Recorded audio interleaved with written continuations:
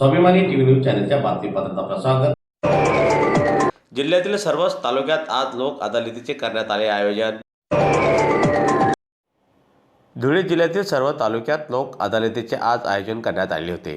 जिल्हा सत्र न्यायालयात पक्षकारांच्या सोयीसाठी अनेक खटले वेगाने निकाली काढण्यासाठी 9 विशेष पॅनल तयार करण्यात आले होते। लोक अदालतीत मोठ्या संख्येने प्रकरणे ठेवण्यात आली होती। यात न्यायालयात सध्या सुरू असलेले 4847 खटले तडजोडीसाठी ठेवण्यात आले।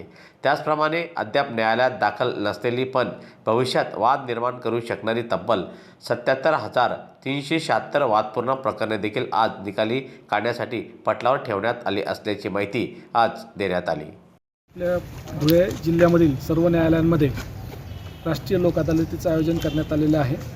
प्रत्येक तालुक्याच्या ठिकाणी देखील लोक न्यायालय सुरू झालेलं आहे।